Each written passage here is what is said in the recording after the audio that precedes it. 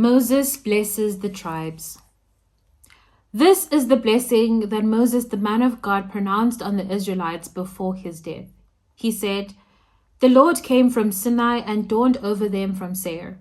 He shone forth from Mount Paran. He came with myriads of holy ones from the south, from his mountain slopes. Surely it is you who love the people. All the holy ones are in your hand. At your feet they all bow down, and from you receive instruction. The law that Moses gave us, the possession of the assembly of Jacob." He was king over Jeshurun when the leaders of the people assembled along with the tribes of Israel. "Let Reuben live and not die, nor his people be few." And this he said about Judah. "Hear, Lord, the cry of Judah, bring him to his people. With his own hands he defends his cause. Oh, be his help against his foes." About Levi he said, "Your Thummim and Urim belong to your faithful servant. You tested him at Massah, and you contended with him at the waters of Meribah. He said of his father and mother, I have no regard for them. He did not recognize his brothers or acknowledge his own children, but he watched over your word and guarded your covenant. He teaches your precepts to Jacob and your law to Israel. He offers incense before you and whole burnt offerings on your altar. Bless all his skills, Lord, and be pleased with the work of his hands. Strike down those who rise against him, his foes till they rise no more." About Benjamin he said, "Let the beloved of the Lord rest secured in him. For he shields him all day long, and the one the Lord loves rests between his shoulders."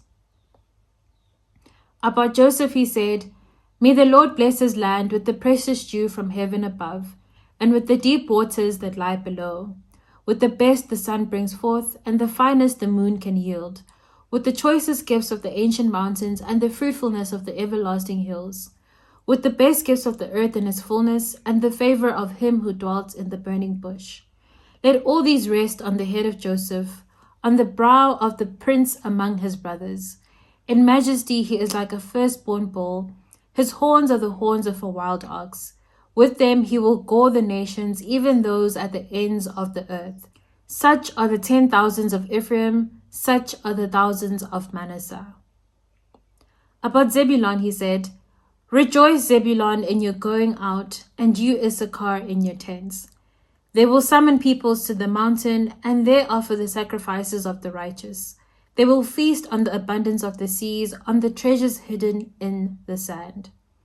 About Gad he said, "Blessed is he who enlarges Gad's domain. Gad lives there like a lion, tearing at arm or head. He chose the best land for himself. The leader's portion was kept for him. When the heads of the people assembled, he carried out the Lord's righteous will and his judgments concerning Israel." About Dan he said, "Dan is a lion's cub, springing out of Bashan."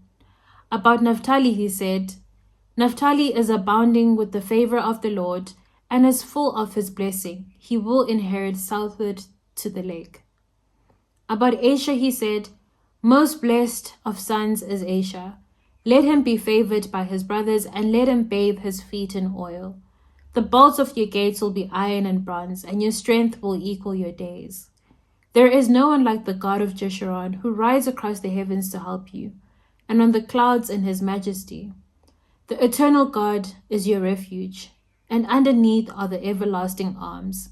He will drive out your enemies before you, saying, 'Destroy them.' So Israel will live in safety, Jacob will dwell secure, in a land of grain and new wine, where the heavens drop dew. Blessed are you, Israel. Who is like you, a people saved by the Lord? He is your shield and helper, and your glorious sword. Your enemies will cower before you, and you will tread on their heights." That was Deuteronomy chapter 33. Ikamalami unmobile, but you can call me Coco. This is Spiritual Longevity. I will see you tomorrow.